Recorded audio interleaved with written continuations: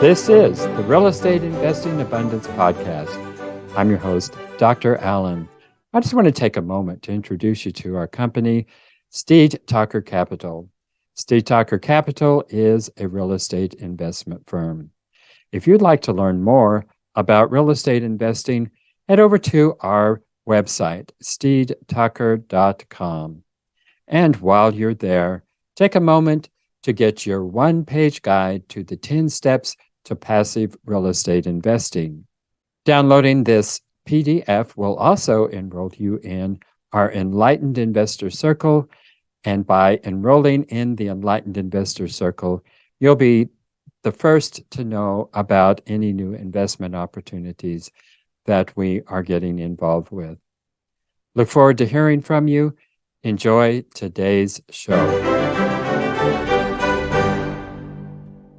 Hello, enlightened investors. Welcome back to Real Estate Investing Abundance. I'm your host, Dr. Allen, and what a pleasure to be back with you again today. We're going to take a look at the secret to investing in mini multi, and we're going to find out exactly what that means and how we can take advantage of that. With us today is Thomas Higgins, and he is the co-founder and managing partner of Terra Capital. Tom has developed and renovated over 2,000 multifamily units throughout the United States. His projects include everything from duplexes in the suburbs of Pittsburgh, Pennsylvania, to a million-square-foot skyscraper in the heart of New York City's financial district.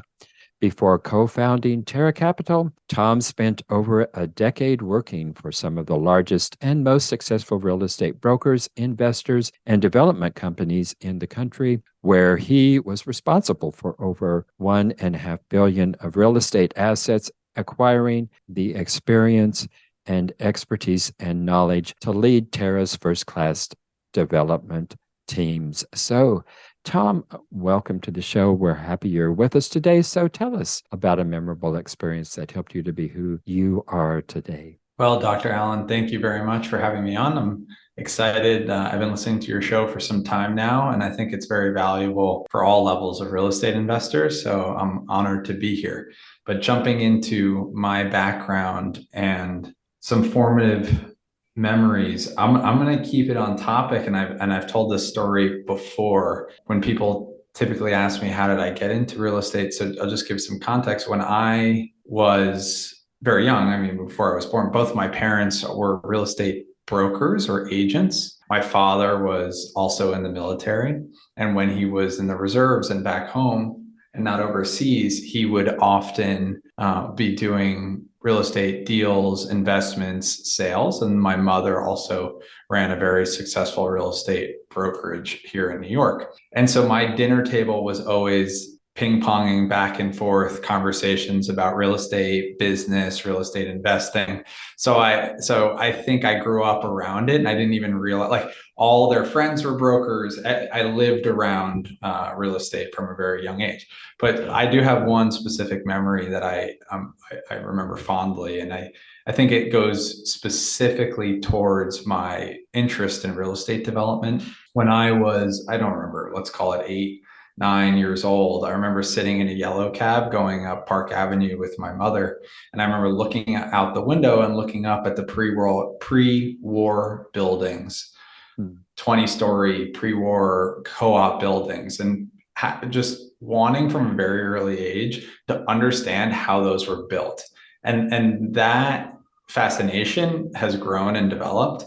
But I remember going into high school, going into college, I always was angling kind of my education and my summer jobs and internships and conversations to learn more about how do you put a building on the New York City skyline. And it was never from an architectural standpoint. It was never from an engineering standpoint. I really wanted to understand the whole picture.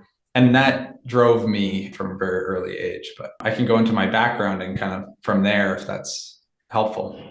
Give us just a little bit about your background from that 8-9-year-old experience, which I find fascinating in and of itself, that an 8-9-year-old would be looking at that New York City skyline from that more global perspective, rather than just seeing a building there. Of course, you had mentioned your parents, all the conversations around the dinner table were around that. But that sounds like a pretty precocious young child to me to be thinking in those global terms.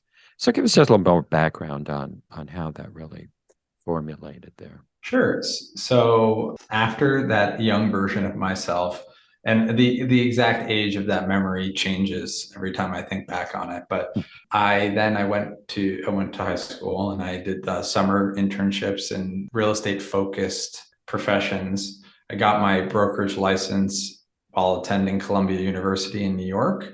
I studied economics and took every real estate class Columbia offered. And in the summers, I started getting more prestigious positions working for a real estate private equity company that was acquiring, really just databasing for them, but just getting a taste for that side of the business.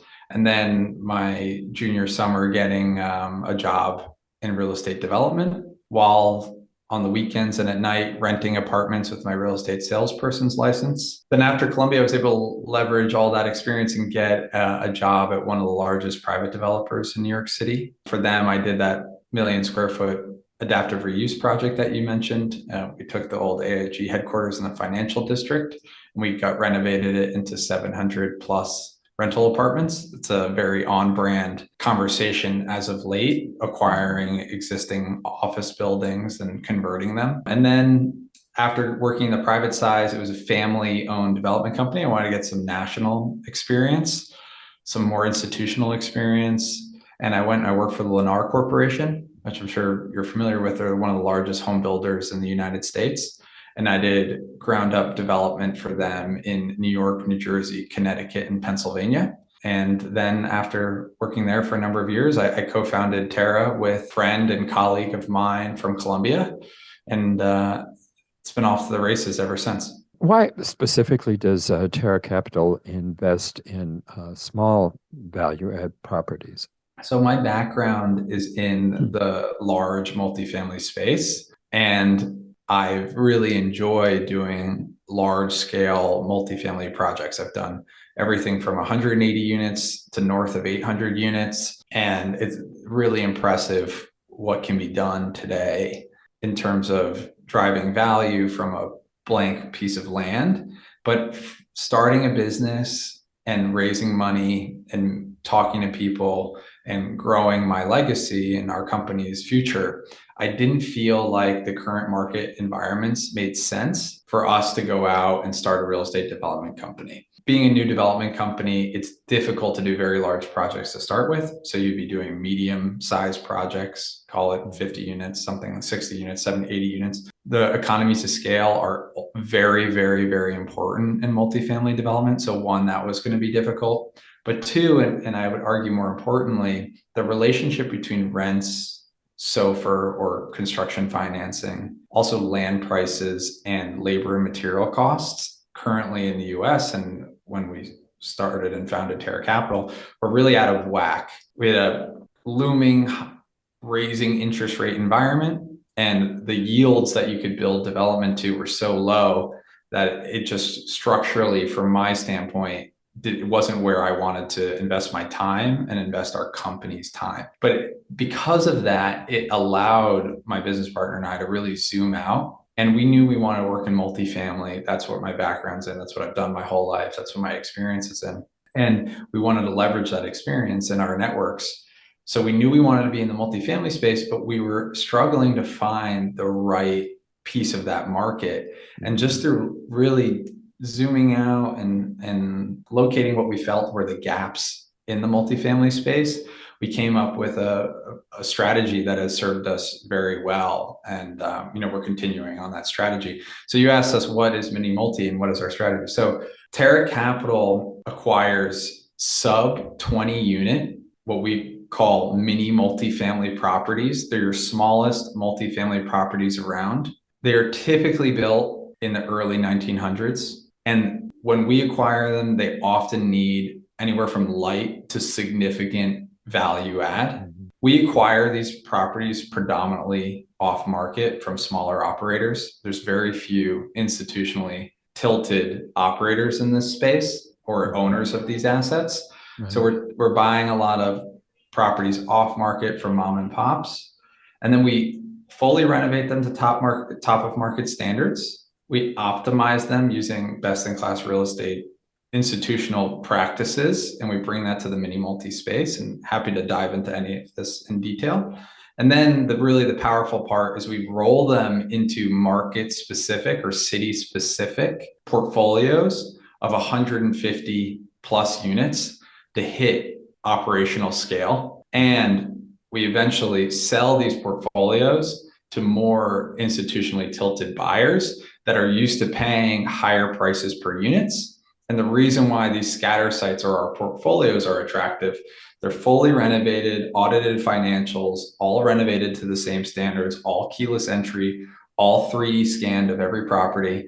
But more importantly, the buyers of these assets get access to higher yields than if they were to buy a single 150 units in the downtown of Pittsburgh, Pennsylvania. If let's just say, and we can talk through interest rates and cap rates and the relationship, but let's say a 150 unit turnkey large scale multifamily in the heart of Pittsburgh, Pennsylvania would trade at a 5 cap today. Again, we can talk about that more.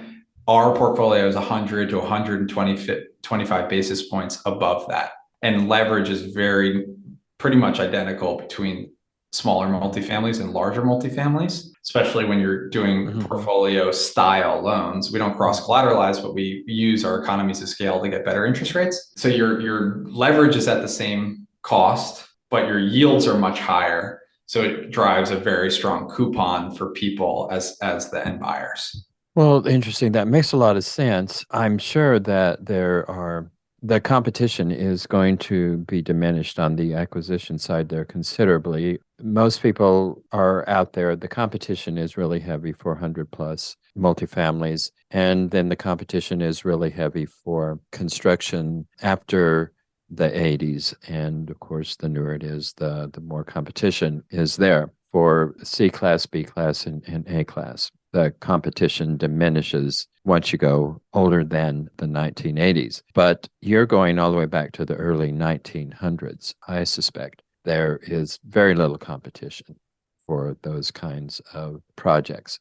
And of course, there's reasons for that. 1900 buildings, the building codes, if they existed at all, were considerably different than they are in the 1980s. I mean, that's the reason people go back to the 1980s. Building codes shifted considerably, and construction technologies shifted considerably in the 1980s. So you're going back into these early 1900 structures, and I know you're buying them in consideration to all of the hidden factors that are multiplied by these particular structures. What are some of the most difficult renovation situations you've run into in conjunction with these very old apartment units? Well, I will speak first I'll give 2 quick stories about my professional background as a developer that are very exciting. And then I will give a typical mini multi example for the challenges that we face. We've done this so many times and we have so many completed renovations. We've seen a lot, but I can give some examples. But I'll make the first one just one. But I was doing the superstructure in Jersey City I was working on the development team that was overseeing the superstructure of 180 unit multifamily property, really near the heart of Jersey City. And all of a sudden, the temperature dropped below 19 degrees and we were pouring slabs and it was curing. Oh, and wow. We noticed, it was actually one of the construction managers working for the development team, noticed that the concrete slab was getting too cold. And basically what happens, I don't know if you know, but concrete, when it cures, has to cure at a certain temperature or it's not structurally sound. And on a project like that, when you're pouring the 14th story, to chip out an existing slab stop your job. It's an insurance event. It's a serious issue. So you have to demolish it in the air and then pour a new one. So it's bad.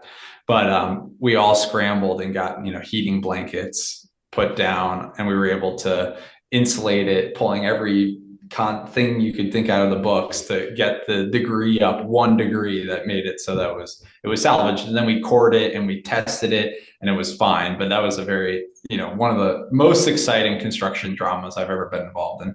There's some other ones that are fun, but I'll talk about mini multis. I think the biggest challenge is, it's interesting. I've renovated so many properties now. They all feel pretty similar to me. The one thing I would say is that you have to spend a lot of time leveling and reinforcing the structure of the properties. The buildings, after a certain period of time, have fully settled, right? And we think about any European style homes, or the brownstone that you were in recently next to the luxury multifamily, and any tier 1 or tier 2 city. Often the floors aren't perfect. So we've developed efficient strategies that many house flippers know to level the floors and put new engineered hardwoods down to where it feels nice. But when you walk into a mini multi-unit, it's new hardwood floors, plastered walls, painted walls, quartz countertops, shaker style white cabinets, new backsplashes, fully renovated bathrooms. You're getting a normal, what I would say is like a luxury rental feel on the interior, foregoing the pool and the amenities, but we're also charging a very, very deep discount to those new luxury multifamily rents, anywhere from 30 to 35% discounts on those rents. So yes, you're not getting the doorman, you're not getting the package room, you're not getting the sauna. But what you are getting is keyless entry, no drama, don't need to deal with a lot of people, key into what's typically slightly larger units, right? Historic construction was slightly larger. So you're typically getting a nice unit, 2-bedroom that's more affordable. And we're in the same Class A, Class B, Class C plus neighborhoods, that all up and coming neighborhoods that renter bases are. We specifically target 22 to 35-year-olds, like many people do. And we see a big demand for that. We're kind of at the upper echelon of workforce housing, where in our approval process, we only approve residents that if you take their average income or their income, our rent's only 25% or less of what they make. And we only target neighborhoods where that's possible. And we only target job sectors where that's possible as well. Enlightened investors, if you haven't done so already, be sure and click that like button, and also click that share so others can take advantage of the content. And finally, be sure to subscribe so you don't miss a single one of our upcoming episodes. In terms of the mini units, what has been your biggest surprise in conjunction with renovation? What was the biggest nightmare? It's a good question. I don't know. I think the hardest thing from the construction standpoint, truthfully, is building a reliable team to do the projects. And so we invest very heavily on that. My business partner and I, on our balance sheet, we acquire the first property that we do in any new market. And we use that to interview and vet out a team before we bring our investors or our fund along with us. And that's really a great time to give small projects. You give a bathroom to one contractor, and we have a rating system for contractors, and I could get into that. But we use it almost as an interview. And through that interviewing process, it starts with the bid. Then it goes to the references. Then it goes to actually doing physical work. What's their reliability? How many people do they have on the team? What sort of level are they? A level 0, level 1, level 2, level 3? How many projects, how many units can they do at once? And then we use that first 10-unit deal we do to interview and multiple contractors and build our base in the market, and use that to interview all the different service providers for multifamily real estate. And that's been really valuable for us. And we've done that every time we're in a new market. I'm heavily involved when we first dive in, and then we grow our team there, and it becomes a well-oiled machine. But I think that's the hardest thing. It's finding trustworthy, great people.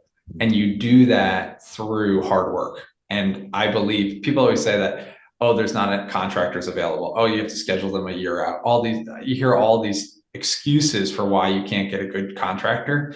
in my experience, they're there. You just have to put the work in. You have to call 100 to get 10 to show up. You have to have 10 bids, so 3 actually give you good bids. And then of those 3 for renovating 1 unit, you have to try all 3 of them to know who's a really good contractor at the end of the day. And now that person, your goal is to keep them busy, keep giving them units, keep renovating units with them, and help them grow their business, provide them property technology, provide them construction technology, provide them reliable payables and future work to help bring them from a level 0 to a level 1, or from a level 1 to a level 2. Lot of things I'd like to get into, but let's move on down here. I'm really interested in your acquisition process from start to finish. And I mean, one thing I'm particularly curious about is, I mean, certainly the reason that people are interested in 100 plus units is because of the ability to scale that. And your 20 units, you're not going to be able to do that. You build that as you get more units within the same city. So you're building that scale. But when you first go into a city, you're buying one facility with 20 units or so. So you don't have the scale in that city. So take us through that process. Sure. So let's start with the acquisition process. So the acquisition process is something that we work on consistently, and I have to give kudos to my business partner. His background's in acquisition strategies, is in consulting, and he's done a phenomenal job of creating our acquisition strategies. It's really amazing, and we're in a position where we can spend a lot of money at this point on acquisition strategies, and we definitely get the worth out of it and the value out of it. But we send, just as a quick example, over 7,000 outreaches every week to our specific markets. And that's through cold calling, direct mailers, emailers, Facebook ads. We use a lot of different resources. And this took a long time to get our pipeline to this point. We're about 65 to 70% of our acquisitions of mini multis are completely off market. No brokers, fully off market. And a big reason for that, and it's a psychological reason in my opinion, is that a lot of the owners of these mini multis are typically not in position anymore to manage the properties. They don't have scale, and it's a big headache for them, but they're often not confident enough in their properties, knowing they haven't been renovated for 10 to 15 years, to bring it to the market. They keep thinking, okay, I'm going to fix, once that tenant moves out, I'm going to fix the sink. Once that tenant moves out, I'm going to redo the floors. And then the person's like, oh, hey, I'll renew. And then they don't get top of market rents and they push it down the pike. So we call them and say, hey, you're not going to pay a broker fee. We're going to renovate it. We're going to take it off your hands. We do this all the time. Here's our process. Let us know if you're interested. And we touch on them every month for years at this point. And so often people will come to us, and we pay good prices because we're very efficient, and we can get good deals and do things efficiently. So we have a lot of repeat sellers as well, which has been very valuable for us. But that's also a big part of our strategy. It's like, where's the supply? So there's this supply of mini multis. There's 10,000 of them or more in each of the markets we're currently investing in. And those are the owners, right? People that haven't touched their properties in a long time. But so we acquire the property. And then you were asking me how we scale in a city. So we scale in a city by starting with 1099 relationships. So people that are getting compensated based off of the income of the property or based off of specific jobs that we're giving them. Like I mentioned earlier, we're hiring contractors, we're creating service contracts with existing properties. And then we have a in-house asset management and like resident relationships team here in our main office. And so we use that to begin growing the portfolio. And then once, like you said, we hit critical math, we start bringing on W-2s, we start making longer contracts. We're more solidified into the market at that point. So I hope that answers your question. Yeah, you make it sound simple. I know it's a very complicated process, but thank you. We could talk for 3.5 hours about every single one of these individual details. I am sure that we could. Well, Tom, you have a lot of expertise and experience to share. So tell us what you do have to offer our audience and how it is they can get in touch with you to take advantage of that. Sure. I would say there's two main ways that I can be of service. The first and easiest, if you go to our website, usaterra.com, we have a newsletter that I am heavily involved with and I really enjoy. And it talks a lot about market selection, what markets we like, why we like them, where those markets are headed. We provide news roundups of the best articles that we've seen and our team have seen. We have a pipeline of articles that come in from our team sharing it around. And we have a little game each week, like who found the best article type of thing. And so we use that to create value for the people that follow our newsletter. And then we also update on our offerings via that newsletter as well as things come up. Well, we do all 506C. So we're allowed to market them publicly. So if you sign up, you can get access to that. They're Reg D 506C offerings, open to accredited investors only. We currently have one open offering. It's our second fund, specifically focusing on mini multis in Pittsburgh, Columbus, and Indianapolis. And that's what we have now, also accessible on our website. Well, excellent. Just one last question. And you just mentioned Pittsburgh, Columbus, and Indianapolis. So why are you focusing on those areas? So going back to our beginning of this conversation, when my dream of making money building large skyscrapers was not a reality, we were able to zoom out and not just pick our specific strategy, but also pick our specific markets.